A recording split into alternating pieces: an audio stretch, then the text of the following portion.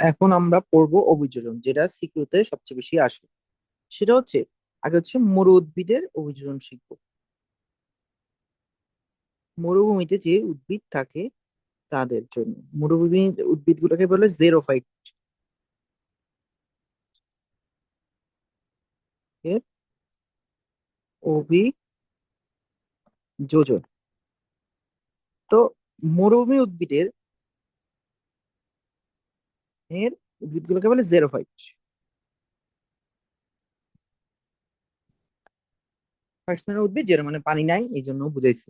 এদের তিন ধরনের অভিযোজন ঘটে। এক হচ্ছে অঙ্গ অঙ্গের একটা মানে অভিযোজন ঘটে।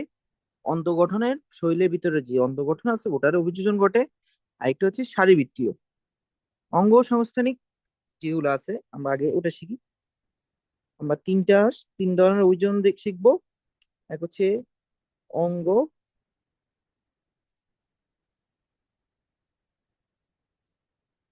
স্থানিক অঙ্গ সংস্থানিক অভিযোজন।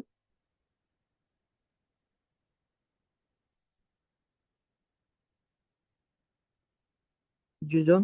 দুই নাম্বার হচ্ছে অন্তঃগঠন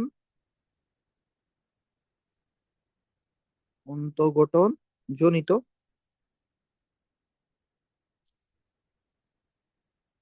অভিযোজন। লাস্ট হচ্ছে শারীরবৃত্তীয়।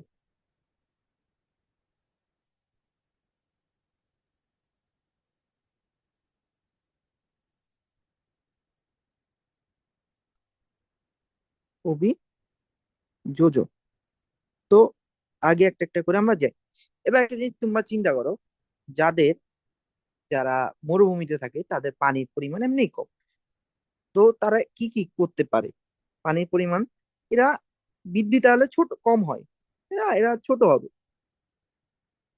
এরা ছোট হয় অঙ্গ সংস্থানিকের মধ্যে, ছোট এবং জোব যুক্ত হয়।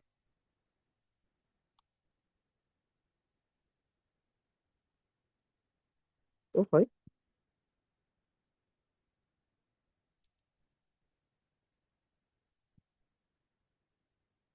তো একটা জিনিস দেখি, আমরা এটা তিনটা ভাগ করে ফেলতাম।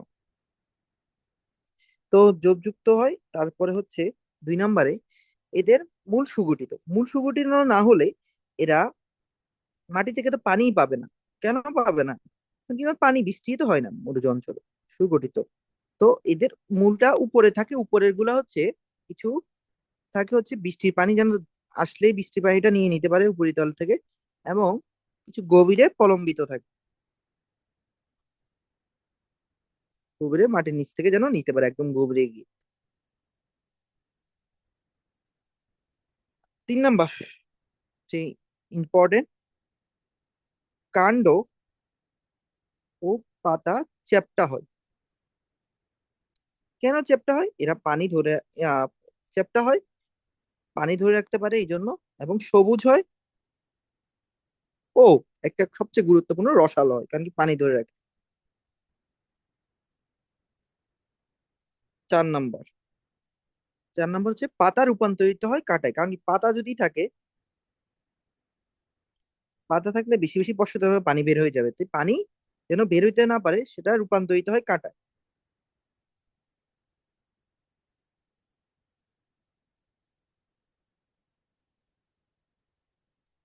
এবার দেখো, তারপর এবার অন্তগঠন, এটা অন্তগঠনে কি পরিবর্তন করতে পারে? অন্তগঠনের পরিবর্তন গুলা হচ্ছে মূল রোম থাকলে কি আরো বেশি পানি শোষণ করতে পারে,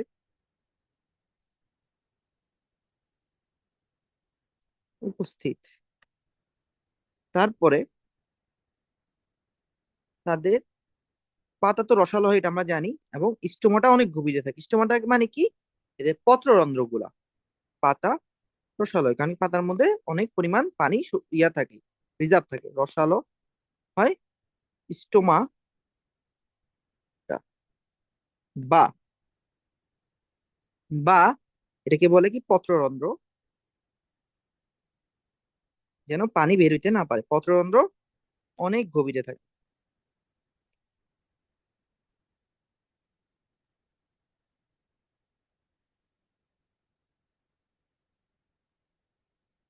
এদের পুরো কিউটিকল দ্বারা আবৃত, যেন পানি কোনোভাবে যেন এদের পুরো শরীর থেকে কোনোভাবে পানি না বেরোতে পারে, পুরো কিউটিকল দ্বারা আবৃত।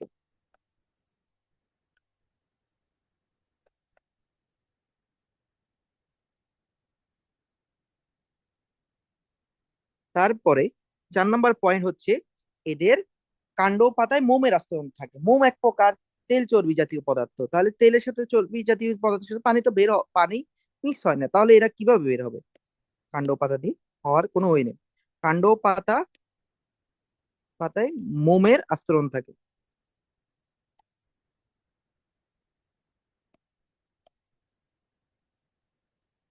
আস্তরণ থাকে। এবার যে এদের ভাস্কুলার টিস্যু বা পরিবহন টিস্যু যেগুলো থাকে, ভাস্কুলার বা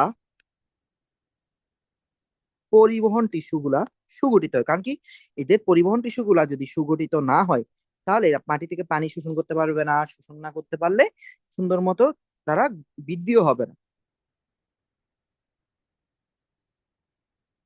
এখন টিস্যু সুগঠিত, লাস্ট এবং নট দ্য লিস্ট, সেটা হচ্ছে কি এদের মেকানিক্যাল টিস্যু, যে টিস্যু গুলা এদের দেহ গঠন করে, তারা কি হয়, অনেক দৃঢ় হয়। এদের মেকানিক্যাল টিস্যু গুলো, মেকানিক্যাল বা মেকানিক্যাল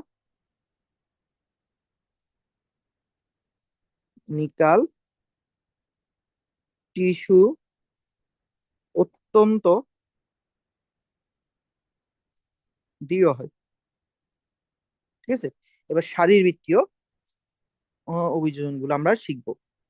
আমরা 2 ধরনের অভিযোজন শিখছি মাত্র। কি কি শিখছি? 1 নম্বরে শিখছি হচ্ছে ইয়া নিয়ে, মানে অঙ্গ, তাদের অঙ্গের মধ্যে কি পরিবর্তন ঘটায়। আর এখন শিখবো শারীরবৃত্তীয়। শারীরবৃত্তীয় হলে এদের অবিশ্রবণিক চাপ কম। অবিশ্রবণিক চাপ যেহেতু কম, হ্যাঁ, অবিশ্রবণিক চাপ কম হওয়ার কারণেই তাদের কি হবে, পানি কম বের হবে। অবিশ্রবণিক চাপ কম, অবিশ্রবণিক চাপ কম হওয়ার কারণে তাদের পানি কম বেরোবে, এটা মাথায় রাখতে হবে। তারপরে হচ্ছে এদের প্রস্বেদনের হার কম। প্রস্বেদনের হার কম হওয়ার আরেকটা কারণ হচ্ছে তাদের স্টোমাটা মানে হচ্ছে পত্ররন্ধ্র গুলো অনেক গভীরে থাকে। কারণ প্রস্বেদন হয়ে যদি বের হয়ে যায়, তাহলে এদের আর বাঁচবে কিভাবে? পানি যেহেতু হয় না এদের এলাকাগুলোর মধ্যে, বছরে একবার বৃষ্টি হয়, একবার বৃষ্টি হলে ওই বৃষ্টির পানিগুলোকে ধরে রাখতে হয়। ধনের হার কম, তাই। আর যেহেতু একবার বৃষ্টি হয়, তাইলে বৃষ্টির সাথে সাথে পানি শোষণ করতে নিতে হবে। এর সাথে পানি শোষণ করে নিতে হয়, পানি শোষণ করে নিতে হয়। 4 নম্বর টপিক, এরা বর্ষজীবী হয় এবং এদের বৃদ্ধিটা একদম আস্তে আস্তে চলে। কারণ কি পানি কম, তাকে এখন যদি বেশি তাড়াতাড়ি বৃদ্ধি হইতে তাকে পানি বেশি লাগবে, এবং পানি বেশি লাগলে তো তার বেঁচে থাকাই কষ্ট হয়ে যাবে। কম সময় কি হইতে পারে, কম সময়ে জীবনচক্র সম্পন্ন করে।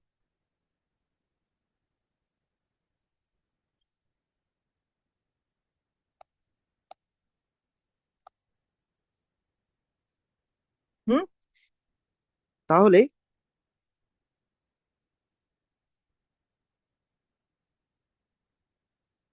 যদি বলি 5 নাম্বার, অতি উত্তাপ থাকার কারণে ওই অঞ্চলে কম পানি, অতি উত্তাপ প্লাস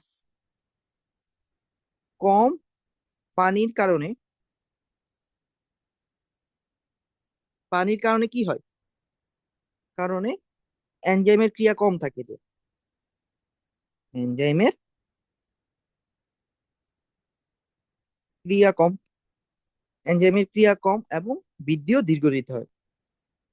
এটাই ব্যাখ্যা দিচ্ছিলাম কিছুক্ষণ আগে। এই জিনিসগুলা মরু অঞ্চলের অভিযোজন অনেক ইম্পর্টেন্ট, এই অভিযোজন গুলাই সবচেয়ে বেশি পরীক্ষায় আসে,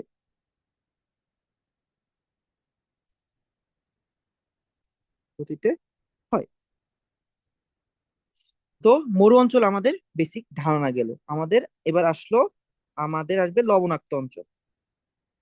লবণাক্ত অঞ্চলকে এভাবে স্পেসিফিক ভাবে ভাঙিয়ে ভেঙে পড়তে হবে না, তো আমরা একভাবে অভিযোজন শিখে যাবো গা। তো এবার হচ্ছে লবণাক্ত। লবণাক্ত অঞ্চলের উদ্ভিদ গুলাকে বলে উম,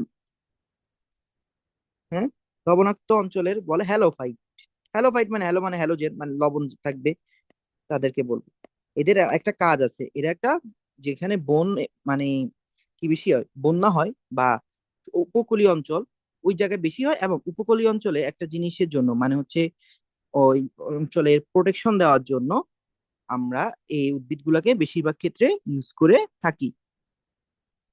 তো আহ কি বলছি, লবণাক্ত উদ্ভিদের অভিযোজন সম্পর্কে আমরা জানি। লবণাক্ত উদ্ভিদের বা লবণাক্ত উদ্ভিদের অভিযোজন বা হ্যালোফাইটস যেগুলো আছে আমাদের জানা মতে, হ্যালোফাইটস গুলা।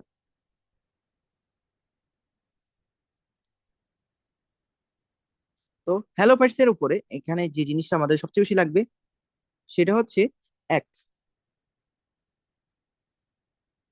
মূল মাটির উপরে স্তরে থাকে কেন, মাটি যত নিচে যাবে তত বেশি লবণের পরিমাণ বাড়বে, আর লবণ যদি বাড়ে তাদের বৃদ্ধির জন্য এবং তাদের বেঁচে থাকার জন্য কষ্ট হয়ে যাবে, তাই তাদের মূল মাটির উপরের স্তরে বিন্যস্ত থাকে।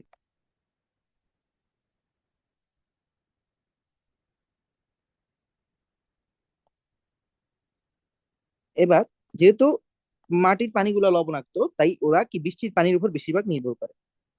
তো বৃষ্টির পানিগুলো কোথায় জমা রাখে, মূল কাণ্ড পাতায়। বৃষ্টির পানি খুব দ্রুত শোষণ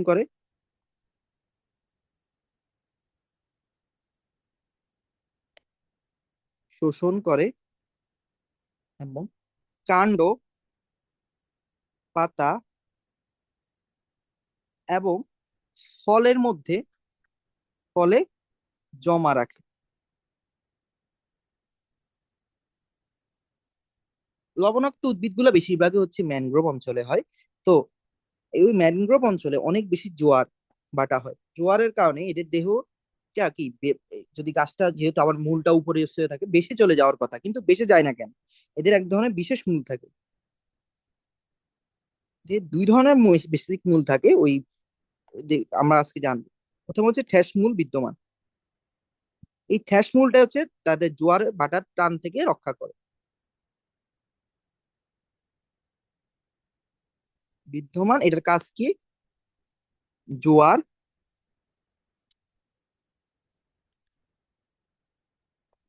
ভাটার টান থেকে রক্ষা করে,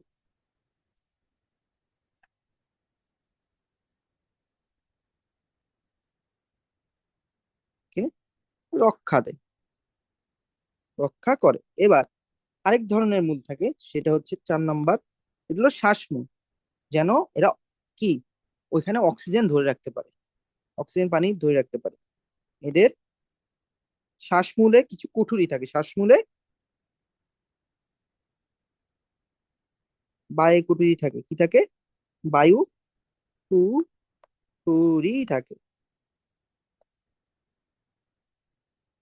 যেন তারা অক্সিজেন জমা রাখতে পারে, জমা রাখতে পারে। আরেকটা হচ্ছে এদের একটা জিনিস মনে রাখতে হয়, এই জিনিসটা খুবই ইম্পর্টেন্ট।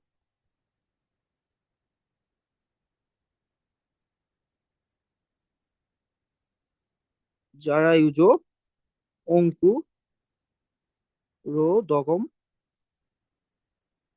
হয়। মানে কি, ধরো এই গাছ থেকে, ধরো এটা গাছ, গাছের থেকে যদি ফলটা পড়ে, এটা জোয়ারের সাথে মাটিতে পড়লো, গাছ হওয়ার আগেই জোয়ারের সাথে বেশি চলে যাবে গাছ, ঠিক না?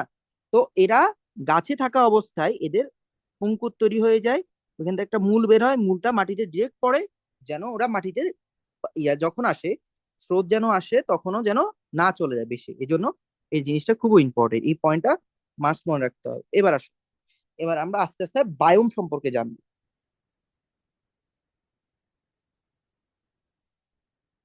বায়োম কাকে বলে? বায়োম হচ্ছে একই জলবায়ু ও একই ভূপ্রকৃতির, মানে হচ্ছে আমাদের একই জলবায়ু একই ভূপ্রকৃতির অঞ্চলগুলোকে আমরা আলাদা ভাগ করি পৃথিবীর। মানে ওদের ইকোসিস্টেম মানে এক এক অঞ্চলে এক এক রকম, মানে হচ্ছে নির্দিষ্ট কিছু অঞ্চল আছে ওই অঞ্চলের ইকোসিস্টেমটা একরকম, ওই অঞ্চলগুলোকে আমরা এক অঞ্চলে ভাগ করি, এরপরে আরেক অঞ্চলে ভাগ করা যায়। ঠিক আছে, একই জলবায়ু, কমা, একই ভূপ্রকৃতি, ভূপ্রকৃতি এবং একই জাতীয় একই জাতীয় উদ্ভিদ ও প্রাণী নিয়ে গঠিত পৃথক পৃথকযোগ্য ইকোসিস্টেম। মানে কিছু কয়েকটা অঞ্চল আছে যেগুলার ইকোসিস্টেম, ভূপ্রকৃতি এবং প্রাণী ও উদ্ভিদগুলো একরকম, ওইরকম অঞ্চলগুলোকে আমরা আলাদা আলাদা অংশে ভাগ করি,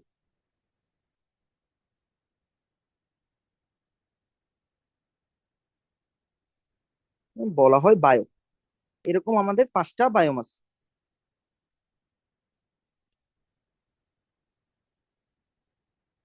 এক নাম্বার হচ্ছে মরুভূমির বায়োম, মরুভূমি মাত্র বলে আসছি।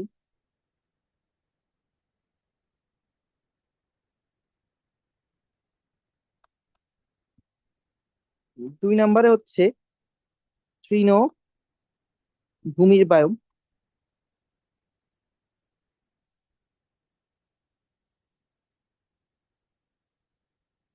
তিন নাম্বারে হচ্ছে তুন্দ্রা। তুন্দ্রা মিন্স সেখানে তুষারপাত হয়, tundra biome. Savanna, savanna biome. আর হচ্ছে বনভূমির বায়োম। 5 নম্বর হচ্ছে এই 5টা বায়োমে ভাগ করি আমরা পৃথিবীর সকল ইকোসিস্টেমকে। তো আমরা এখন আস্তে আস্তে সবগুলা বায়োম সম্পর্কে একদম বেসিক থেকে শুরু করে যা যা লাগবে, একটু বেশি পড়াবো না, যতটুক লাগবে ততটুক পড়াবো। 1 নম্বর, মরুভূমির বায়োম।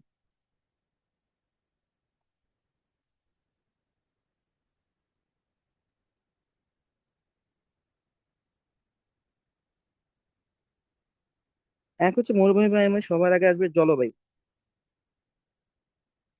তোমরা জানো মরুভূমিতে অনেক বেশি কি থাকে, অনেক বেশি তাপ থাকে,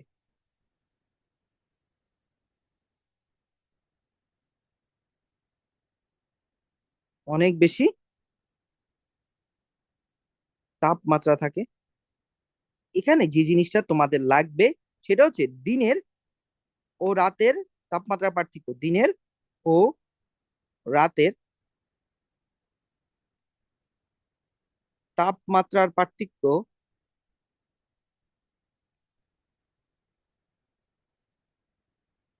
30 ডিগ্রি সেলসিয়াস পর্যন্ত হইতে পারে। মানে দিনের বেলা যদি 40 ডিগ্রি হয়, রাতের বেলা 10 ডিগ্রিতেও নেমে আসতে পারে,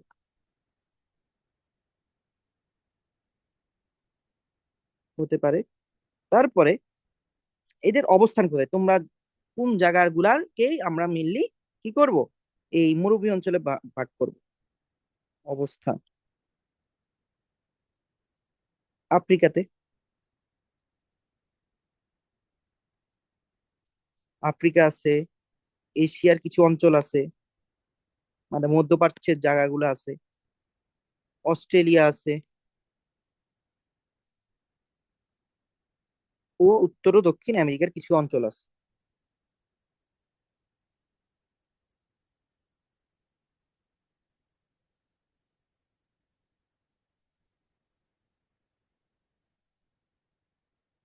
যার অঞ্চল আছে কিছু। এবার দেখো, এবার হচ্ছে আমাদের এখানে বৃষ্টিপাত বছরে একবারই হয়, সর্বোচ্চ গেলে। তো উদ্ভিদ গুলাকেও ওই একবারেই সবকিছু পানি নিয়ে নিতে হয়। এই অধ্যায়ে এখানে এই টপিক গুলা সবচেয়ে বেশি ইম্পর্টেন্ট হলো বৃষ্টিপাত গুলা এমসিকিউতে দিয়ে দেয়। তো এই অঞ্চলে বৃষ্টিপাত অনেক কম, অনেক মানে অনেক কম, less than 25 সেন্টিমিটার, মানে 10 ইঞ্চিরও কম। আর এখানে কিছু কি কি প্রাণী থাকে, কি কি প্রাণী থাকে, কিছু কি উদ্ভিদ থাকে, এটা আমাদের জানতে হবে। তুমি সবচেয়ে বেশি দেখো মরু অঞ্চলে সবচেয়ে বেশি থাকে হচ্ছে আমাদের উট। এখানে উটটাই বেশি থাকবে, সবচেয়ে বেশি থাকে উট। উট ছাড়া থাকে আমরা জানি দুম্বা, খরগোশ, সাপ, শকুন।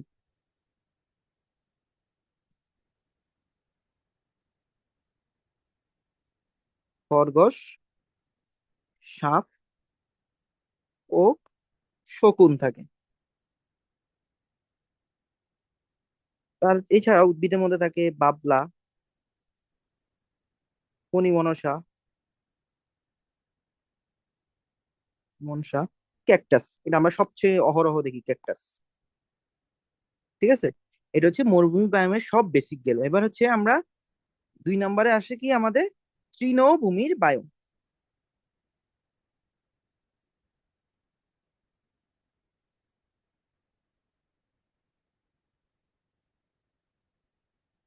বায়ু, তৃণভূমির বায়োমে কি কি আছে দাও। সবার আগে আমরা তো জলবায়ু জানবো। জলবায়ুর মধ্যে আমরা বৃষ্টিপাতটা জেনে নিই। বৃষ্টিপাতটা এখানে মোটামুটি হয় কিন্তু 25 সেন্টিমিটার থেকে 75 সেন্টিমিটার পর্যন্ত বৃষ্টিপাত হয়। মানে মরুভূমি থেকে ভালো, কিন্তু এত বেশি হয় না। তো শীতকালে তাপমাত্রা কত হইতে পারে? শীতকালে 15 ডিগ্রি হয়, কিন্তু গ্রীষ্মকালে 32 ডিগ্রির মতো হইতে পারে। কিন্তু অ্যাভারেজ এটা তো একদম অ্যাকুরেট না, বুঝছো? 32 ডিগ্রি সেলসিয়াস পর্যন্ত হইতে পারে। এটার অবস্থান কোথায়? অবস্থান হচ্ছে কানাডা অঞ্চলগুলোতে, কানাডা, অস্ট্রেলিয়া, মধ্য কানাডা, অস্ট্রেলিয়া, তারপরে হচ্ছে আর্জেন্টিনা। সবাই তো বিশ্বকাপদের কথা মনে পড়ে যাবে। আর্জেন্টিনা, দক্ষিণ আফ্রিকা, সাউথ আফ্রিকা আর কি, আর দক্ষিণ আমেরিকার কিছু অঞ্চল। সাউথ আমেরিকার, দক্ষিণ আমেরিকা। তো এবার দেখো, এখানে সবচেয়ে বেশি কোন উদ্ভিদটা বেশি দেখা যায়? একটাই উদ্ভিদের কথা মনে রাখবা, ঘাস, বিশাল আকৃতির ঘাসগুলা। এবং প্রাণীদের মধ্যে কি কি দেখা যায় সেটা হচ্ছে বাইসন। যেহেতু অস্ট্রেলিয়া বলছে, অস্ট্রেলিয়ার জাতীয় প্রাণীটার নাম বলবোই অবশ্যই, ক্যাঙ্গারু। ঘোড়া, অ্যান্টিপাল, সিংহ, হায়না। এগুলা মনে রাখলে ভালো করে জানো। আরেকটা মনে রাখো, খ্যাকশিয়াল। ঠিক আছে, এগুলোতে সবগুলা মনে রাখতে হবে তা না, মানে জানার জন্য জানবা, আর কিচ্ছু না। এখানে মেইনলি লাগবে বৃষ্টিপাতটা তোমার কোন অঞ্চলগুলা মোটামুটি জানলে হবে। এটা এত ভালো করে এটা মুখস্থ করতে যায়, অন্য অংশ আবার মুখস্থ করতে পারবে না, এরকম করতে ভুলেও যাবা না। ঠিক আছে, তো আসো আমরা এখন তুন্দ্রা অঞ্চলটা পড়ি। তুন্দ্রা অঞ্চলটা অন্য কালারে চলে যায়, ইয়েলো কালারে চলে যায়।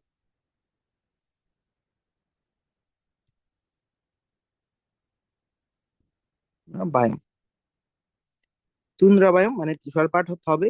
কিন্তু মজার কথা হলো, এখানে বৃষ্টিপাত কম হয়, তুষার পড়ে কিন্তু বৃষ্টিপাত খুবই কম, এমনকি মরুভূমি অঞ্চল থেকেও কম। জলবায়ু মাত্র less than 15 সেন্টিমিটার, মাত্র 15 সেন্টিমিটার বৃষ্টিপাত কম হয়, কিন্তু তুষার পড়বে ওইখানে। অবস্থানগুলা কি? সাইবেরিয়া, অবশ্যই সবচেয়ে ঠান্ডা স্থান বলতে পারো সাইবেরিয়াতে।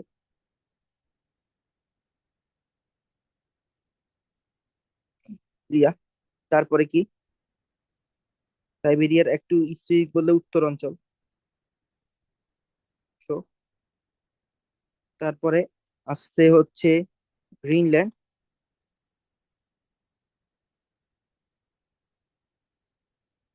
হুম।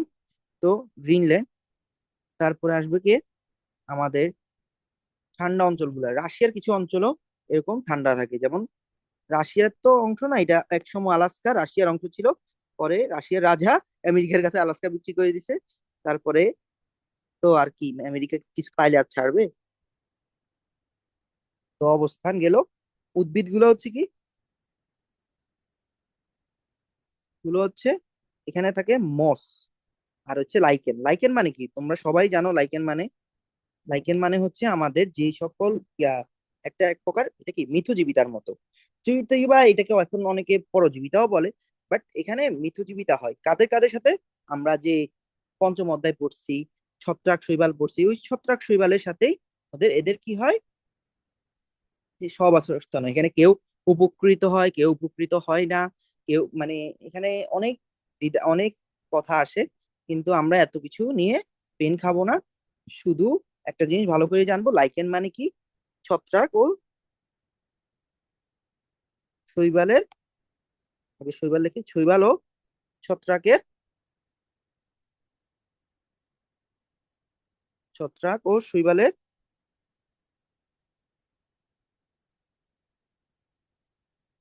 ও শৈবালের সব বাসস্থান, বাসস্থান সব, মানে মৃতজীবিত বাসস্থান বা মৃতজীবিত, এটাকে পরজীবিত বলে। এটা মনে রাখবা, তাহলে আর আটকাবো আমরা। ঠিক আছে, তাহলে এবার হচ্ছে এখানে জলবায়ু বললাম, গাছ বলে ফেললাম, এবার তাহলে আর কি আছে? প্রাণী আছে, তাই না? প্রাণীগুলা কি কি হইতে পারে? হ্যাঁ, প্রাণীগুলা কি কি হইতে পারে? এখানে সব, বলগা হরিণ,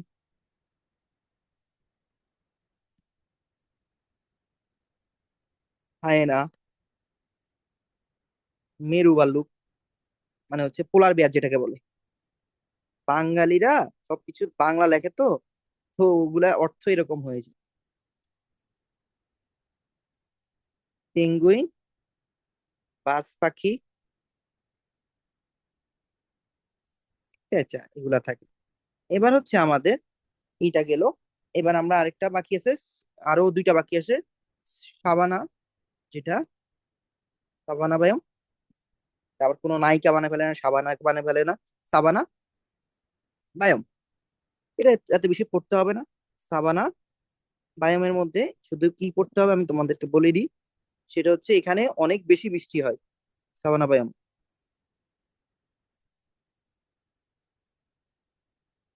দ্বারা। এখন আজান দিচ্ছি, একটু আজানটা অফ হোক, আজানটা শেষ হোক, তারপরে আমরা আবার শুরু করবো।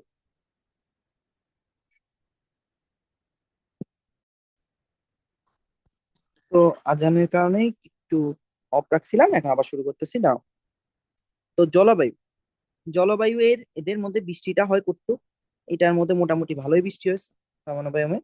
তো এইটা, এটা আমরা আরো ভালো করে বুঝবো যখন আমরা ট্রপিক্যাল রেইন ফরেস্টটা পড়বো, মানে তখন আরো ভালো করে ক্লিয়ার হবে। এটার অবস্থান কোথায়, এটার অবস্থানটাও জানতে হইলে তোমাকে ট্রপিক্যাল অঞ্চলটা জানতে হবে।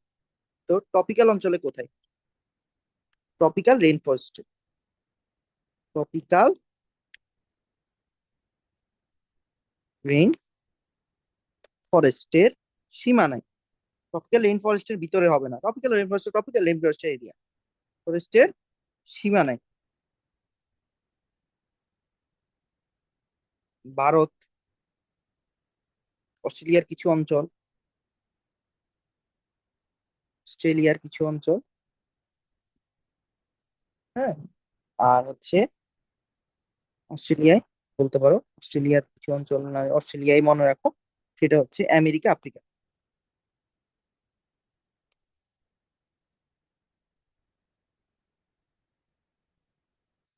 এবার হচ্ছে এটা, এখানে একটা উদ্ভিদের কথা মনে রাখবা ভালো করে, সেটা হচ্ছে উদ্ভিদটার নাম। তো উদ্ভিদটার নাম হচ্ছে ঘাস।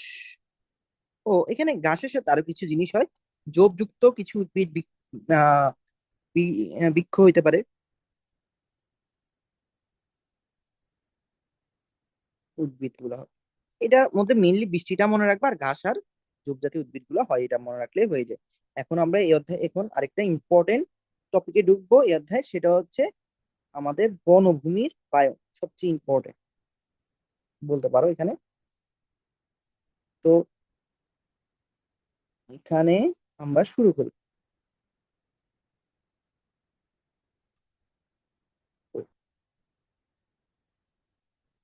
বনভূমির বায়ন,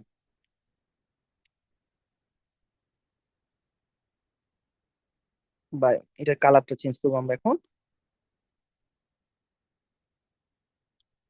কালারটা চেঞ্জ করে মন মতো একটা কালার নিয়ে আমরা আসো। উম, এই কালারটা দাও। আসো, টপিক্যাল রেইন ফরেস্ট জানতে হইলে বা বনভূমি জানতে হলে তোমাকে কয়টা অঞ্চল জানতে হবে আগে। এটাকে আমরা পাঁচটা অঞ্চলে ভাগ করি। কিছুক্ষণ আগে আমি টপিক্যাল রেইন ফরেস্ট বলছিলাম, তো এখানে আগে টপিক্যাল রেইন ফরেস্টটাই লিখি। পাঁচটা অঞ্চল, বায়োমের পাঁচটা অঞ্চল আছে। Rain forest, rain forest. তারপরে দুই নাম্বার ট্রপিক্যাল সিজনাল, এটা সিজনাল ট্রপিক্যাল থাকে। Tropical seasonal, seasonal forest. তারপরে হচ্ছে তিন নাম্বার ডেসিডুয়াস ফরেস্ট। তারপরে হচ্ছে আমাদের চার নাম্বার হচ্ছে হলে কনিফার। আমেরিকার দিকে থাকে কনিফার জাতীয় উদ্ভিদ গুলা যেখানে থাকে, কনিফার ফরেস্ট। আর লাস্ট ম্যানগ্রোভ, সবচেয়ে ইম্পর্টেন্ট এই অধ্যায়ের। ম্যানগ্রোভটা ভালো করে পড়তে হবে আমাদের। ম্যানগ্রোভের কিছু রাখা যাবে না। Mangrove forest. তো ডেসিডুয়াস দুই প্রকার, এটা একটু মনে রাখবা। ডেসিডুয়াস দুই প্রকার। ডেসিডুয়াসের মধ্যে হচ্ছে টেম্পোরাল রেট হবে, টেম্পো রেট। আরেকটা হচ্ছে ময়েস্ট। এখানে ময়েস্ট মানে মানে কি জলীয় বাষ্পের পরিমাণ বেশি থাকে, ময়েস্ট। ডেসিডুয়াস আছে, এটাও ডেসিডুয়াস, ডেসিডুয়াস। এখন আমরা একটা একটা করে পড়বো। এক হচ্ছে ট্রপিক্যাল দিয়ে শুরু করি।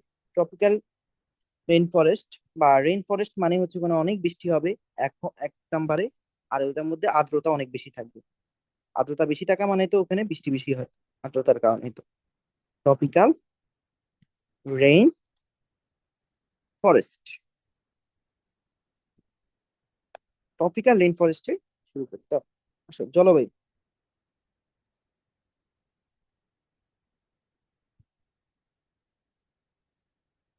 জলবায়ুতে এদের 250 থেকে 450, 450 সেন্টিমিটার পর্যন্ত বৃষ্টি হয়, এবং অনেক আর্দ্র থাকে। জলবায়ু অনেক আর্দ্র থাকে, মনে রাখলে হয়ে যাবে। অবস্থান কোথায়? এটা হচ্ছে অ্যামাজন। আমরা জানি পৃথিবীর সবচেয়ে বড় নদী হলো অ্যামাজন। ওই অ্যামাজন যেখানে থাকে ওই জায়গাটার নাম হচ্ছে অ্যামাজন জঙ্গল। অ্যামাজন। আফ্রিকার কঙ্গে কিছু অঞ্চল আছে, আফ্রিকার কঙ্গো এরিয়া, ইন্দোনেশিয়া দ্বীপপুঞ্জ।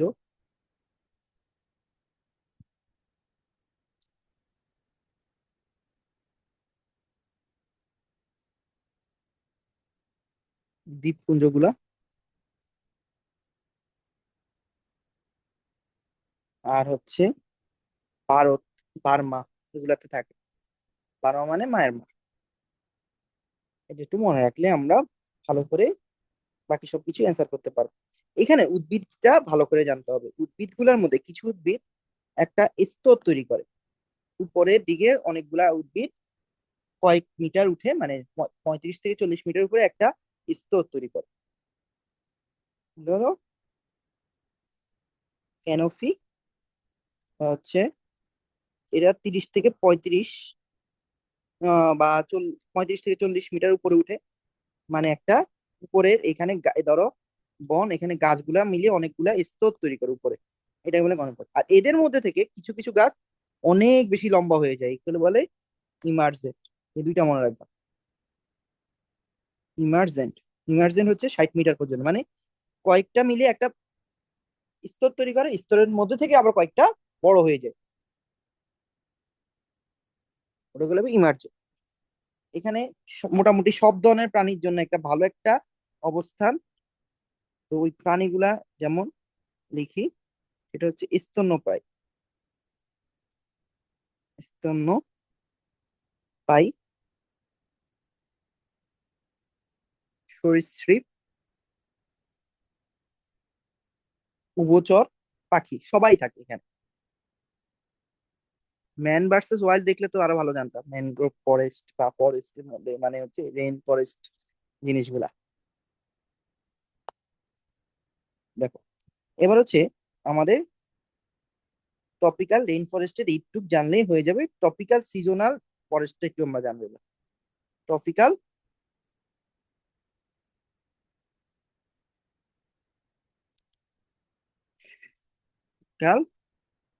Seasonal forest, seasonal, seasonal forest, মানে এটা সিজনের ক্ষেত্রে ইয়ে হয়ে যায়। এখানে হচ্ছে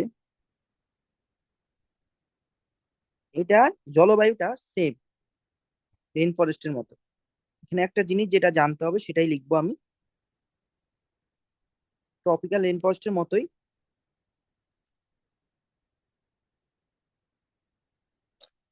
ট্রপিক্যাল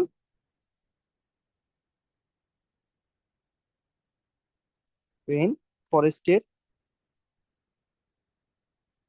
মতোই, কিন্তু একটু পার্থক্য আছে। শীতকালে এদের পাতা পড়ে যায় অনেক সময়। উদ্ভিদের শীতকালে কিছু উদ্ভিদের পাতা পড়ে যায়, আমাদের বাংলাদেশের মতো আর কি। বাংলাদেশে শীতকালে কি সব গাছের পাতা পড়ে যায়, পাতা পড়ে যায়।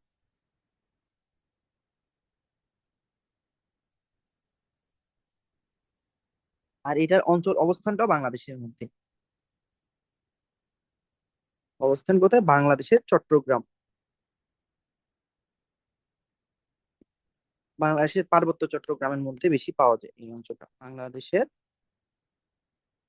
পার্বত্য চট্টগ্রাম, সিলেট, বন, সিলেটের বন,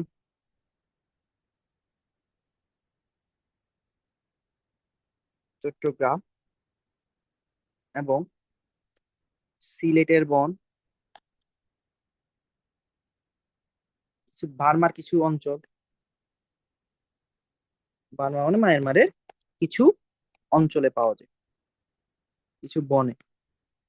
তো এবার হচ্ছে এর উদ্ভিদ গুলা কি।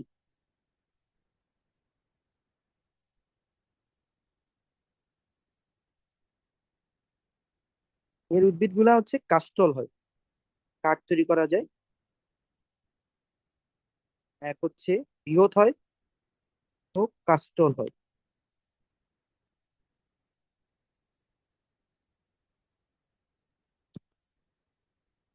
বাস। এবার আমরা পড়বো deciduous. Deciduous forest. Deciduous forest তো দুই ধরনের আমি বলছি। এক হচ্ছে টেম্পোরেট, টেম্পোরেট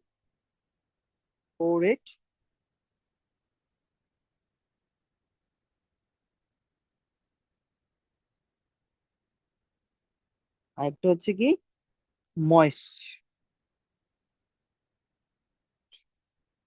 টেম্পোরেটের কিছু বৃষ্টিপাতটা জানতে হবে আমাদের, কিছু জিনিস যেটা পার্থক্য আকারে শিখবো। এটাতে বৃষ্টিপাত হচ্ছে একটু কম হয়, 100 সেন্টিমিটার। এটাকে 100-এ লিখি, 100 না লিখি।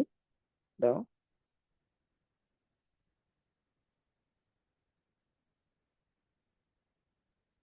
100 না লিখে 100 লিখি, কারণ কি সবগুলো যেহেতু ইংলিশে লিখছি, এটা ইংলিশে লিখি। 100 সেন্টিমিটার বা 100 সেন্টিমিটার। আর এটাতে একটু বৃষ্টিপাত বেশি হয়। ময়েশ্চার ময়েশ্চারাইজার বেশি থাকলে, মানে ময়েশ্চারাইজার কেমন কোন ইউজ করি আমরা, আর্দ্রতা বেশি থাকলে ওই জন্য। তো মানে যে জায়গায় মানে কি জলীয় বাষ্পের পরিমাণ বেশি থাকে সেখানে বৃষ্টি বেশি হবে।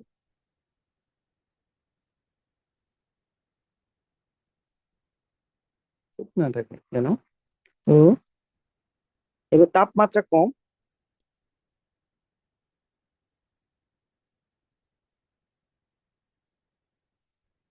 এবং তুষারপাত হয়, মানে উপর থেকে আইস পড়বে। কিন্তু এটার ক্ষেত্রে পার্থক্যটা কি, তাপমাত্রা মধ্যম, তাপমাত্রা এত বেশিও না, তাপমাত্রা হলো মধ্যম, কিন্তু তুষারপাত হয়। বৃষ্টি হয় কিন্তু তুষারপাত হয় না। মনে রাখবো, যেখানে বৃষ্টি হবে সেখানে তুষারপাত কম হয়, আর যেখানে তুষারপাত হয় সেখানে বৃষ্টি হয় না। হয় না। এটার অঞ্চলগুলা কি কি? 3 নম্বরে কানাডা, আমেরিকা। কানাডা, আমেরিকা,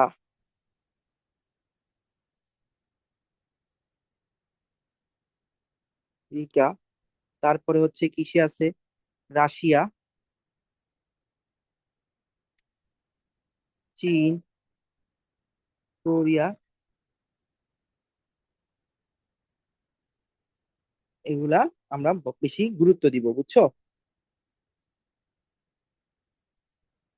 তো এবার হচ্ছে, আর এটা পাওয়া যায়, এটা সবচেয়ে সুন্দর হচ্ছে বাংলাদেশের শালবন।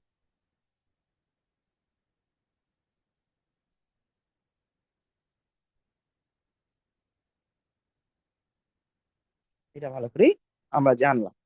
এবার হচ্ছে আমরা কনিফোরটাও ভালো করে পড়ি। তো এটার জন্য আবার গ্রিনে যাই।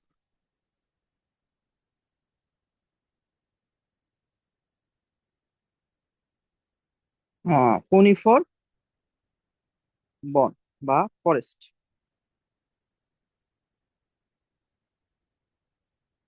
Conifer forest. তো এটার জলবায়ু কেমন? এতে খুবই কম বৃষ্টি হয়, 50 থেকে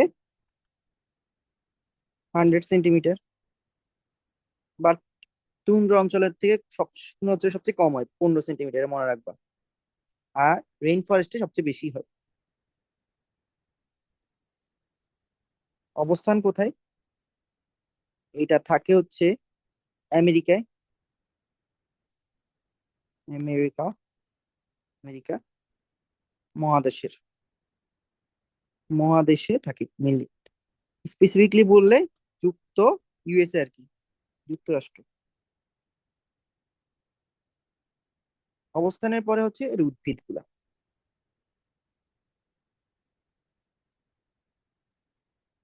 এই উদ্ভিদ গুলো হলো পাইন গাছ থাকে, ফার, রেডউড, হ্যামলক, স্প্রুস থাকে। তারপর হচ্ছে প্রাণীদের মধ্যে সবাই মোটামুটি দেখা যায়। সরীসৃপ, স্তন্যপায়ী,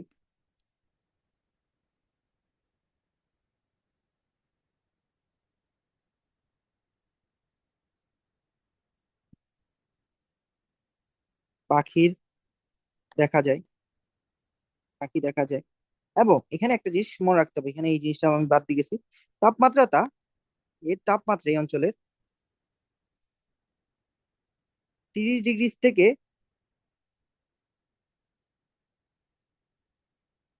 30 ডিগ্রি সেলসিয়াস থেকে -30 ডিগ্রি হতে পারে। এর খুব কম অঞ্চল, কম কম সময় এদের কি থাকে, মানে গ্রীষ্মকাল থাকে, গ্রীষ্মকালে ওই সময় 30 ডিগ্রি হতে পারে, তো বেশিরভাগ ক্ষেত্রে মাইনাসে তাপমাত্রা থাকে। আসো, এবার হচ্ছে আমাদের সবচেয়ে ইম্পর্টেন্ট এখানে ম্যানগ্রোভ। জোয়ার ভাটার অঞ্চল, এটাকে ম্যানগ্রোভকে জোয়ার ভাটার অঞ্চলও বলে, কারণ কি এখানে কি থাকে, জোয়ার ভাটা হয়। কারণ কি, এটার মধ্যে আর কোন ধরনের উদ্ভিদ থাকে, আমাদের হ্যালোফাইট গুলা। উপকূলীয় অঞ্চলে ম্যানগ্রোভ দেখা যায় বেশিরভাগ ক্ষেত্রে। তো জলবায়ু, তো এর জলবায়ু এখানেও বৃষ্টি হয় মোটামুটি, কিন্তু এত বেশি না, 160 থেকে 200 সেন্টিমিটার। আর অবস্থান হচ্ছে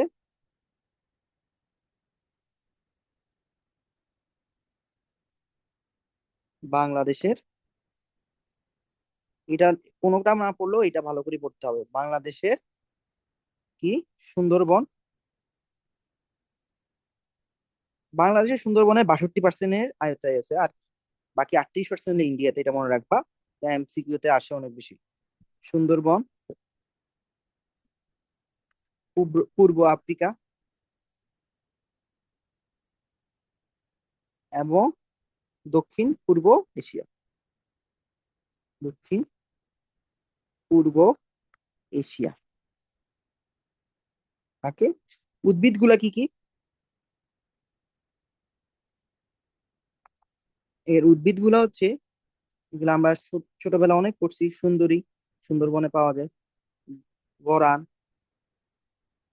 কেওড়া, গোলপাতা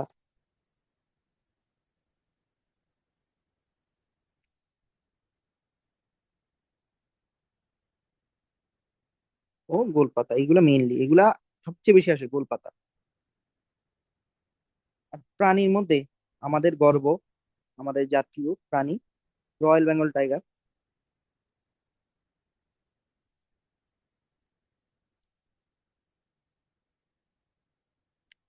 তারপরে টাইগার, চিতাবাঘ, চিতাবাঘ। তারপরে হচ্ছে এখানে চিত্রা হরিণ থাকে, চিত্রা হরিণ থাকলে চিত্রা হরিণকে সাহায্য করার জন্য আরেকটা বাঁদরও থাকে, ওটা হলো রেসাস বান্দর, বানর, রেসাস বানর, শিয়াল, এগুলা থাকে। তো এটাই হচ্ছে আমাদের ম্যানগ্রোভ। ম্যানগ্রোভে ভালো করেই জানতে হয় আমাদের এই কটুক, এই কোটটা লাইন, এটা জীবনেও ভোলা যাবে না, বুঝছো? দর্শক, এবার আমরা বায়োমে ছিলাম আমরা, তাই না? এতক্ষণ ধরে আমরা বায়োম পড়তেছিলাম। বায়োমের মধ্যে আমরা কয় ধরনের বায়োম পড়ছি, আর বায়োম মানে কি এটা আমরা বুঝছি।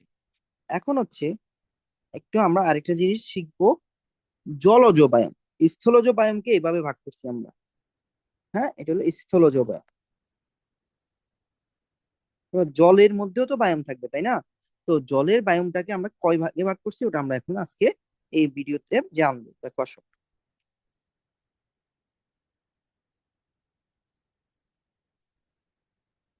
শোনো, জলজ বায়োম, এটারও দুইটা অংশে ভাগ করছি, মনে রাখবা। এক হচ্ছে মিঠা পানির বায়োম, আরেকটা হচ্ছে কি আমাদের মিঠা পানির বায়োম, আরেকটা হচ্ছে নোনা পানির বায়োম। এটা তো আমরা সবাই জানি।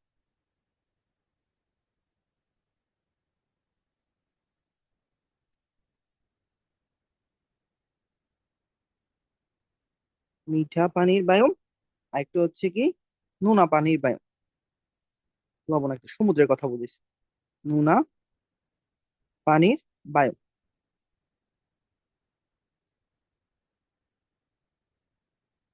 দর্শক, মিঠার পানির বায়োমের উৎসগুলা কি কি যদি আমরা একবার বলি, এক নম্বরে হচ্ছে নদী, দুই নম্বরে হচ্ছে জলাশয়। জলাশয় হচ্ছে আমাদের মেন সোর্স এদের মধ্যে, এখানে উদ্ভিদের জন্য শুষ্ক পৃথিবীতে জলাশয়ের মধ্যে 5,000-এর মতো গাছ উৎপন্ন হয়। 5,000 সুপুষ্পক উদ্ভিদ বা সপুষ্পক উদ্ভিদ, সপুষ্পক উদ্ভিদ হয় তার মধ্যে বাংলাদেশেই উদ্ভিদ পৃথিবীতে এটা হয় জলাজতে।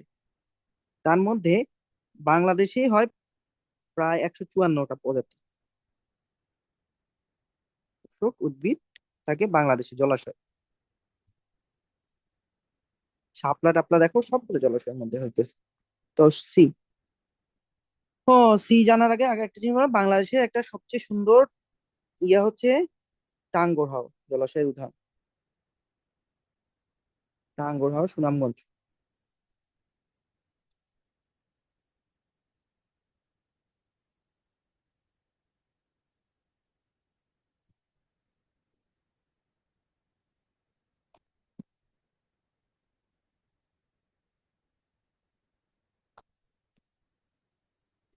হাও,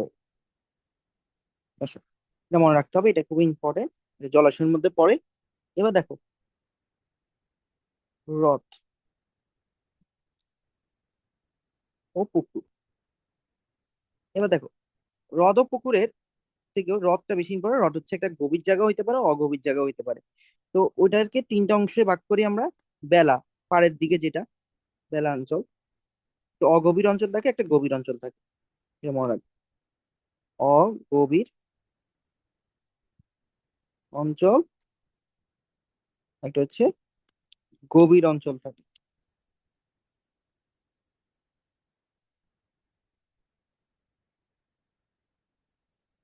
ঠিক আছে, গভীর অঞ্চল থাকে, অগভীর অঞ্চল থাকে।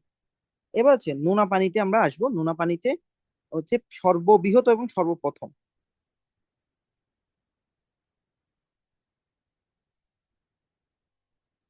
সর্বপ্রথম বায়ন জলজের মধ্যে।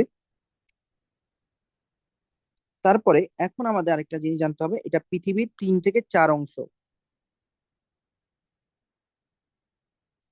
এটা 4টা অঞ্চল আছে। এবার এটা ভালো করে রাখতে হবে, গড়ান অঞ্চল, ছোট ছোট মাছ, অগভীর অঞ্চল আর কি, পাড়ের দিকে। তারপরে এটা পেলাজিক, 4টা অঞ্চল আছে। পেলাজিক মাঝারি থাকবে। এখানের মধ্যে পেলাজিক অঞ্চলে ছোট ছোট মাছও থাকতে পারে,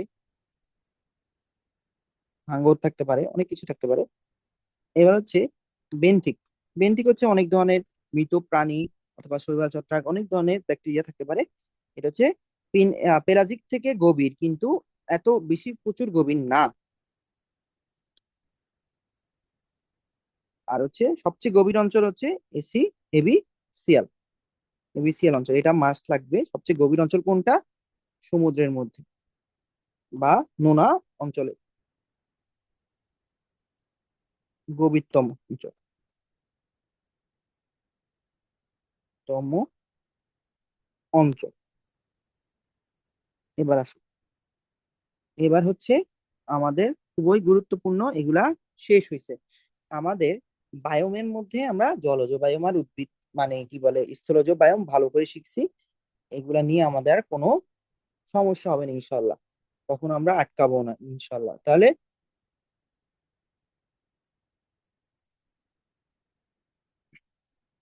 বাংলাদেশের বনাঞ্চলটা একটু পড়ি আমরা এবার। বাংলাদেশের বনাঞ্চল সবুজ, কি সবুজ বনাঞ্চল যেহেতু, তাহলে বাংলাদেশের বনাঞ্চলকে আমরা মেইনলি 4টা ভাগে ভাগ করি, বা 3টা ভাগে ভাগ করি, সরি। চিরসবুজ, সারাক্ষণ সবুজ থাকবে, বা অর্ধ সবুজ বন বলে, সবুজ বন। তারপর হচ্ছে পাতা ঝরা, শীতকালে পাতা ঝরে যাবে।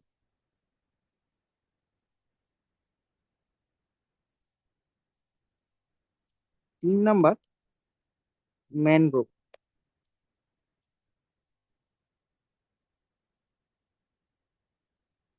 আর এবার হচ্ছে এগুলোকে একটা একটা করে করতে হবে। তাহলে আমরা শুরু করি চিরসবুজ বন দিয়ে।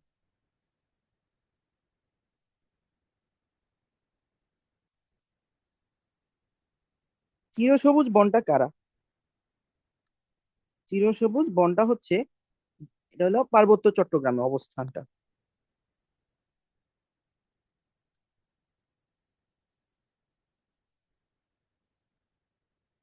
পার্বত্য চট্টগ্রাম,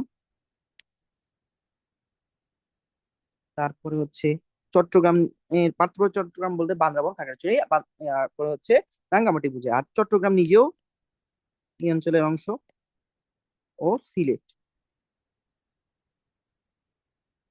এখানে বৃষ্টিপাত অনেক বেশি হয়, অনেক বেশি মানে অনেক।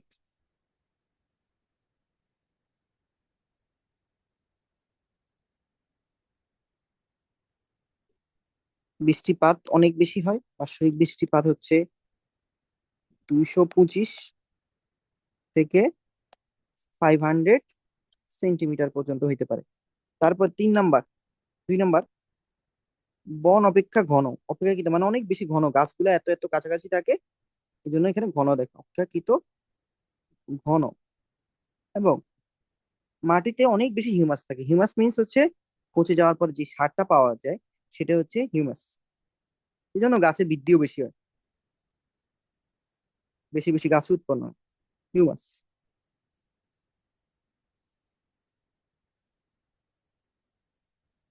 হিউমাসের পরিমাণ বেশি।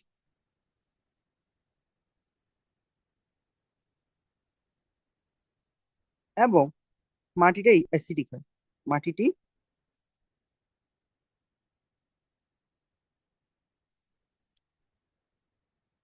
হ্যাঁ, তারপরে 4 নাম্বার, দেখতে কেমন। এখানে এই অঞ্চলগুলো কি ছোট ছোট পাহাড় থাকে, মাঝখানে একটু খাদ থাকে, মানে উপর একটু একটু ছোট ছোট টিলা থাকতে পারে, মানে খাদ থাকতে পারে। ভূমিরূপ হচ্ছে এরকম। তাহলে কেমন? ছোট ছোট পাহাড়, ছোট ছোট পাহাড়, এবং তাদের মাঝে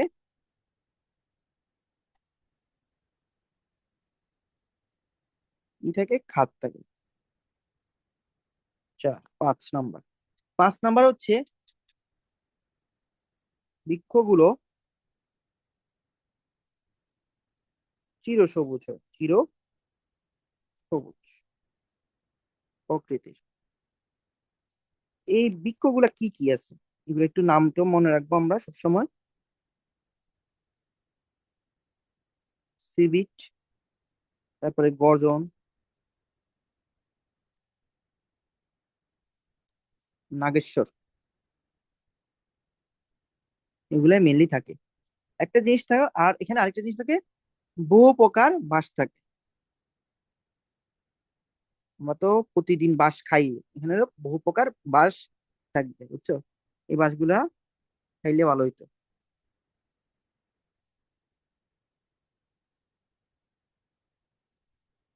পাওয়া যায়। একটা জিনিস মনে রাখবা, একটা, এই জিনিসটা ম্যাথস এর কোশ্চেন খুব বেশি আসে, সেটা হচ্ছে কি, সিলেটের রাতারগুল আছে।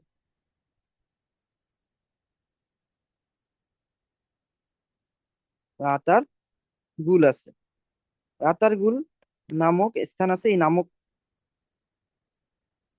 নামক এই অঞ্চল আছে। এই রাতারগুলটাকে একটা জিনিস বলে, সোয়াম ফরেস্ট।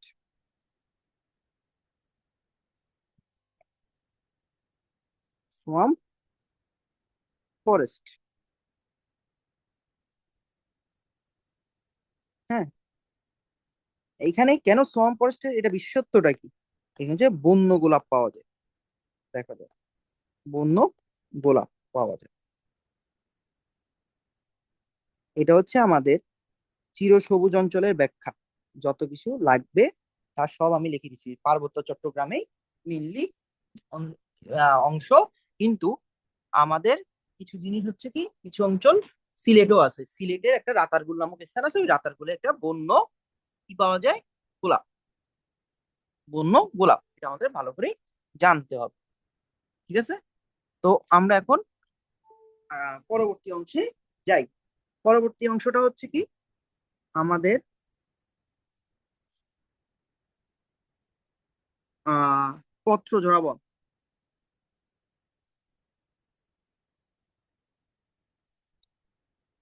পত্র জোড়া বন। পত্র জোড়াবনের সবচেয়ে সুন্দর অবস্থান হচ্ছে বাংলাদেশের ঢাকায় থাকে। কেমনে ঢাকায় থাকে আমি জানি না বোন, কিছু অঞ্চল আছে ঢাকার ভিতরেও। ঢাকা বিশ্ববিদ্যালয়ের বেরিয়ে ভিতরেও অনেক ধরনের গাছ আছে যেগুলা অন্য কোনো জায়গায় থাকে নাই। হ্যাঁ, ঢাকা, ময়মনসিংহ, টাঙ্গাইল, শেরপুর ওই অঞ্চলটা আর কি। মানে আমাদের কি বলে ময়মনসিংহ ডিস্ট্রিক্টের বিভাগের আন্ডারে যেগুলো আছে। তারপরে কুমিল্লার মধ্যেও আছে, কুমিল্লার ময়নামতিতে। ময়নামতি বরেন্দ্র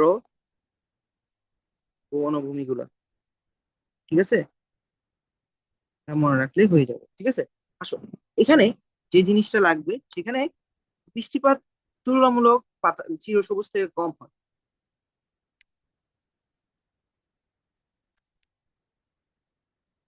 বাৎসরিক বৃষ্টিপাত কম হয়। এই জন্য এখানে আবার শীতকালে পাতাটা ঝরে যায়, এই জন্য পাতা ঝরা বলে। 125 থেকে 175 সেন্টিমিটার হয়। 2 নম্বর, পাতা শীতকালে সম্পূর্ণরূপে ঝরে যায়।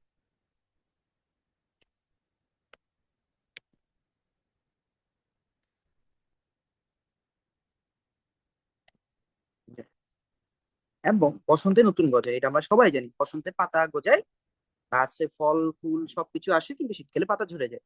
এটাই হচ্ছে বেশিরভাগ এলাকা বাংলাদেশ।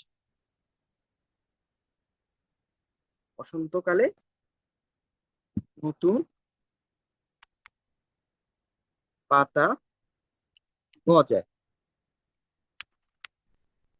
এবং মনে রাখবো এখানে এই জিনিসটা বেশি ইম্পর্টেন্ট। এটা খ নাম্বার আসে, খ নাম্বারের জন্য important, কেন পাতা ঝরা বলে এটা। আর এটা কেন ইম্পর্টেন্ট আমি বলতেছি, মাটিতে আয়রনের পরিমাণ বেশি, তাহলে মাটিটা একটু লাল হয়। এই জন্য বুঝছো, মাটিতে আয়রনের আয়রনের পরিমাণ বেশি। তো লিখি আয়রনের পরিমাণ বেশি,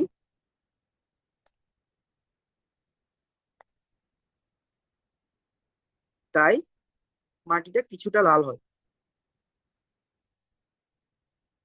লালচে ও অ্যাসিডিক হয়, লালচে ও অ্যাসিডিক হয়। ঠিক আছে, এটা মাথায় রাখবা।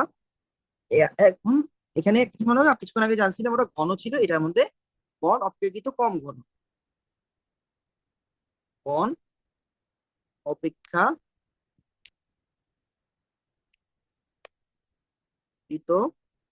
কম ঘন। এবারে ভূমিরূপ, এখানে টিলা দেখা যায়, টিলা মানে ছোট ছোট ইয়া, পাহাড় মানে একটু বেশি বড়, টিলা একটু ছোট ছোট। ভূমিরূপ কি থাকে, এদের মধ্যে উঁচু টিলা থাকে, উঁচু টিলা ও সমভূমি থাকে, সমতল ভূমি থাকে। তো ভূমি থাকে। এবং তাপমাত্রাটা একটু জানতে হবে। দেখো, তাপমাত্রাটা একটু জানি, তাপমাত্রাটা একটু ভ্যারি করে। তাপমাত্রাটা হচ্ছে বলে আর কি, কিন্তু শীতকালে 17 ডিগ্রিতে আসে। তো পরিবেশের যে অবস্থা শীতকালে অনেক সময় আসেও না, আবার মাঝে মধ্যে এত বেশি ঠান্ডা পড়ে কন্ট্রোলের বাইরে, ঠিক আছে। শীতকালে এত, কিন্তু গ্রীষ্মকালে যেটা লিখছে এটা জীবন কল্পনাতীত। মনে রাখবা, গ্রীষ্মকালেরটা লিখছে হচ্ছে, গ্রীষ্মকালে হচ্ছে লিখছে 26.7 ডিগ্রি সেলসিয়াস, এটা কল্পনাতীত। এটা অনেক ভালো জায়গাতেও অনেক সময় হয় না, এটা 30-32-এ চলে যায়। ঠিক আছে, এখানে গাছগুলার নাম জানতে হবে। গাছগুলার নাম, এটা মূলত গাছগুলো হলো শাল বৃক্ষ। যেমন বৃক্ষ, যেমন হচ্ছে কড়ই, চালতা, বহেরা, এগুলা। এবার হচ্ছে আমরা হালকা করে ম্যানগ্রোভ ম্যানগ্রোভ আমরা যা পড়ছিলাম তাই, কিন্তু ম্যানগ্রোভ এত বেশি আমাদের গভীরভাবে জানতে হবে না। কিন্তু আমরা যে ম্যানগ্রোভটা শিখছি পুরো পৃথিবীর ম্যানগ্রোভটা সম্পর্কে শিখছিলাম, এখন হচ্ছে বাংলাদেশের ম্যানগ্রোভ। তাহলে আসে,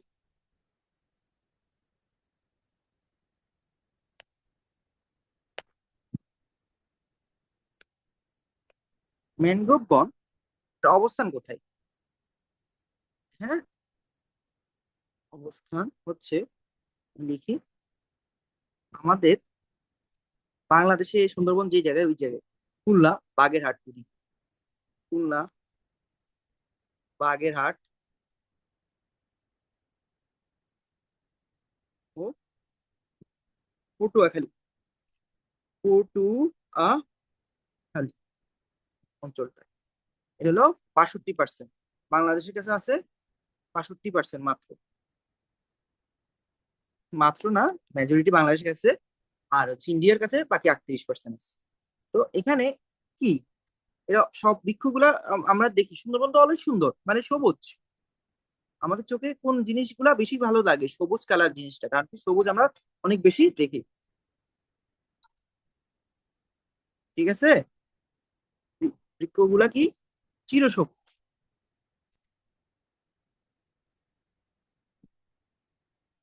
2 নাম্বার হচ্ছে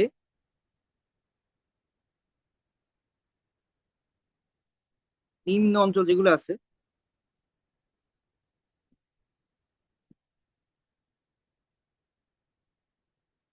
নিম্ন অঞ্চল তারা তারা স্ক্রিন শেয়ারটা আমরা একটু অন করি।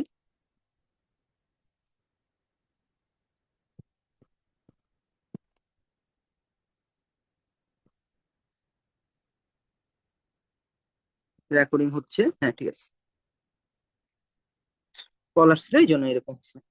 হ্যাঁ, নিম্না অঞ্চল দৈনিক 2 বার জোয়ার ভাটা হয়।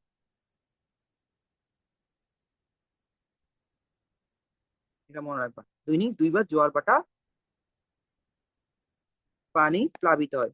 এই জন্য এখানে হ্যালোফাইট থাকে। হ্যালোফাইট গুলার কি 2 ধরনের মূল থাকে। একটা হচ্ছে ঠ্যাস মূলটা মেইন, ঠ্যাস মূলটা হচ্ছে তাকে জোয়ার ভাটা থেকে বেশি যাইতে বাধা দেয়। আর হচ্ছে নতুন গাছগুলোর মধ্যে কি জরায়ুতে অঙ্কুর ও গমন হয়, মানে অঙ্কুর তৈরি হয়। তাই ওরা মানে নতুন গাছগুলো যেন বেশি না যাইতে পারে। ঠিক আছে, তারা পানি দ্বারা প্লাবিত হয়।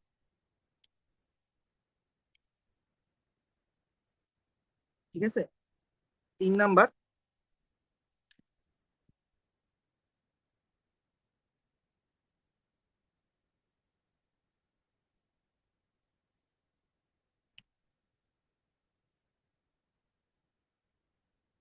মাটি ও পানি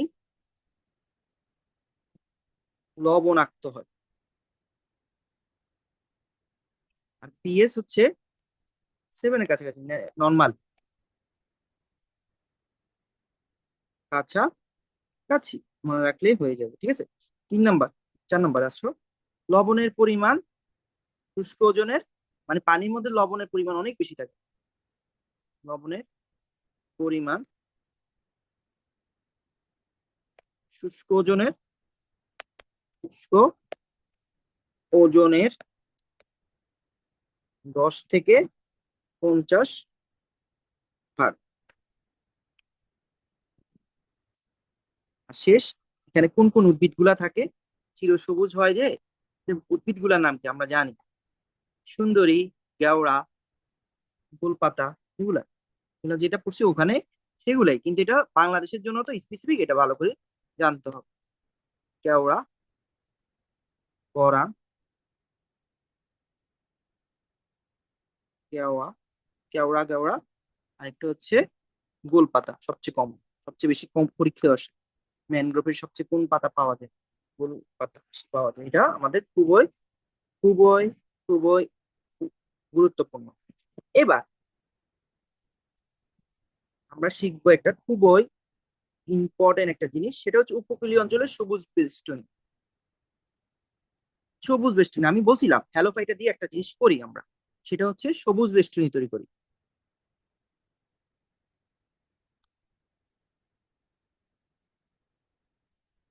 অঞ্চলে কি তৈরি করি? সবুজ বেষ্টনী তৈরি করি, সবুজ বেষ্টনী তৈরি করি। কেন? যে কারণ কি, আমাদের যে উপকূলীয় অঞ্চলগুলো নোয়াখালী, কক্সবাজার, তারপরে হচ্ছে চিটাগাং কিছু এরিয়া, তারপরে দ্বীপ আছে মহেশখালী, তারপরে হচ্ছে আমাদের কি বলে ভৈরব আছে, ভোলা আছে, তারপরে হচ্ছে আরেকটা হচ্ছে আমাদের আহ ভোলাটাই মেনলি পুরা সমুদ্র উপকূলীয়। ওটা তো সমুদ্র চারপাশে, তাই না ভোলা? তো ওইখানে কি ওই বেষ্টনী দিয়ে রাখি আমরা, কি গাছ দিয়ে, যেন ওরা ধরো কোনো জোয়ার ভাটার সময় বা হচ্ছে কোনো যোগের সময়, ঘূর্ণিঝড়ের সময় যেন পানিগুলা বেশি ইফেক্ট না করতে পারে। বুঝছো? এটা কি জন্য আমরা দিই? প্রয়োজনীয়তা আমরা আগে জানি, তাহলে ভালো করে জানবো। প্রয়োজনীয়তা, এক, জলোচ্ছ্বাসের গতি এবং প্রচণ্ড তাকে প্রচন্ডটাকে পছন্দ প্রচন্ড তাকে প্রাথমিকভাবে কমে, মানে অনেক বেশি ঘূর্ণিঝড় হইলো বা অনেক বেশি পানি উঠলো, তখন প্রাথমিকভাবে এটাকে কমিয়ে দেয়, ক্ষয়ক্ষতির পরিমাণ কমিয়ে দেয়।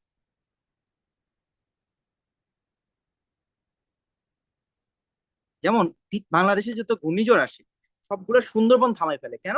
সুন্দরবনে অনেক বেশি গাছপালা।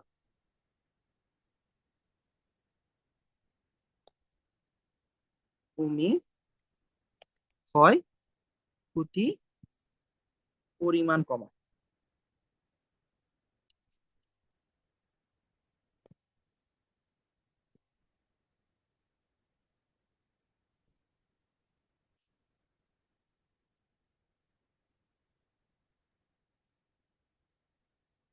শ্বাস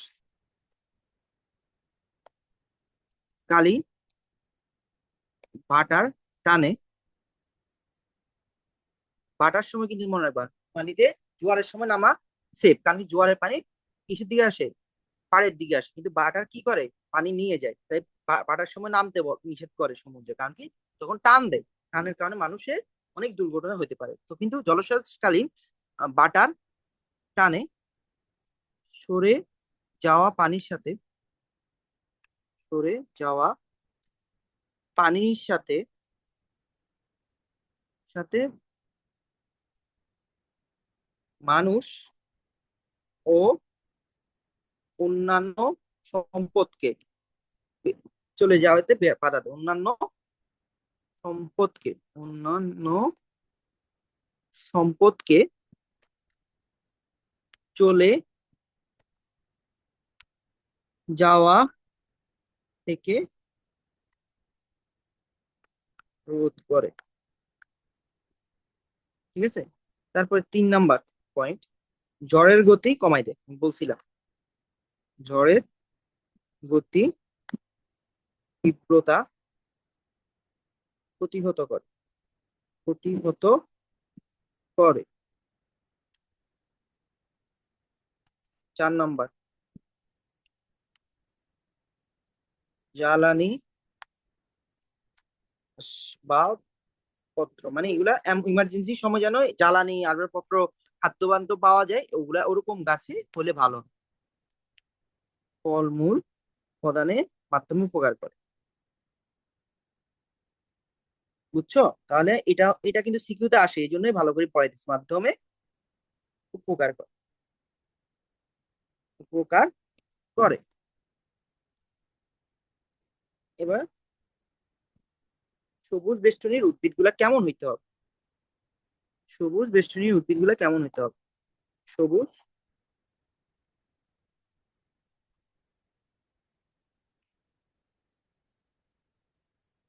উদ্ভিদ সমূহ অবশ্য উপকূলীয় অঞ্চলের গাছ।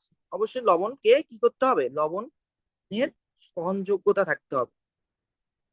তো জোয়ার বাটার জলাবদ্ধ জলাবদ্ধ পরিবেশের সাথে খাপ খাওয়াই নিতে হবে এরকম গাছ। পরিবেশের সাথে খাপ খাওয়াতে পারে এমন উদ্ভিদ নির্বাচন করতে।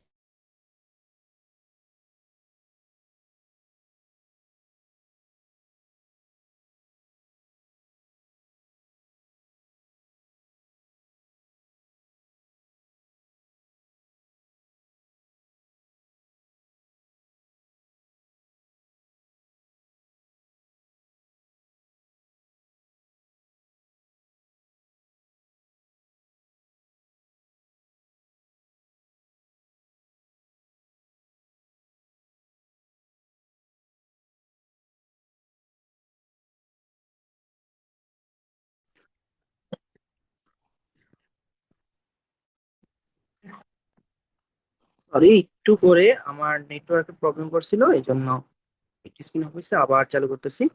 তো আমরা ছিলাম হচ্ছে এমন পরিবেশ থেকে এমন উদ্ভিদ নিতে হবে যে উদ্ভিদগুলা জোয়ার বাটা জলাবদ্ধ পরিবেশে খাপ খাওয়ায় নিতে পারে এমন উদ্ভিদ আগে নির্বাচন করতে হবে।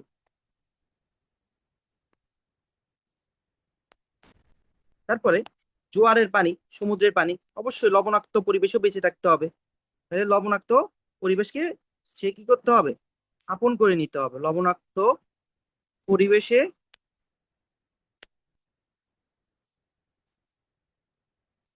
অভিযোজিত উদ্ভিদ নির্বাচন।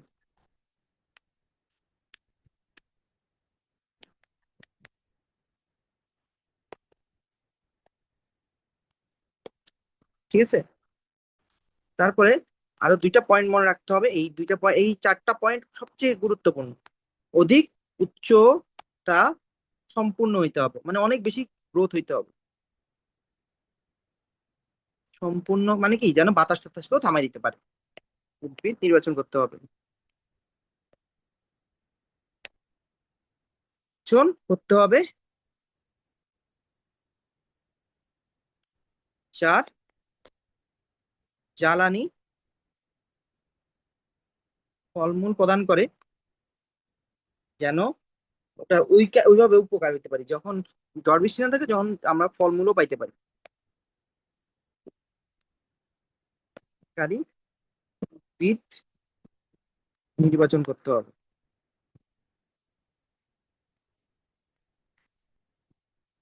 ঠিক আছে। এখানের মধ্যে আজকে যা পড়াইছি, এখন পড়াইছি, এটার মধ্যে এটা সবচেয়ে গুরুত্বপূর্ণ একটা টপিক, 5 স্টার একটা টপিক। এছাড়া ম্যানগ্রোভটা খুবই গুরুত্বপূর্ণ, 5 স্টার একটা টপিক ম্যানগ্রোভ। তারপরে হচ্ছে যে কোনো ম্যানগ্রোভ, যেখানে যেখানে লাল কালার দেখতেছো, এই সবগুলা বেশি ইম্পর্টেন্ট। এছাড়া আমরা একদম শুরুতে একটা জিনিস পড়াইছি, সেটা হচ্ছে অভিযোজন লবণাক্ত উদ্ভিদের, যেন হ্যালোফাইটা, মানে এখন যেটা পড়ছি ওটার সাথে রিলেটেড। আর হচ্ছে মরু অঞ্চল, এইগুলো সবচেয়ে ইম্পর্টেন্ট টপিক। ঠিক আছে, আজকে একটু পরে আবার দেখা হবে। আল্লাহ হাফেজ।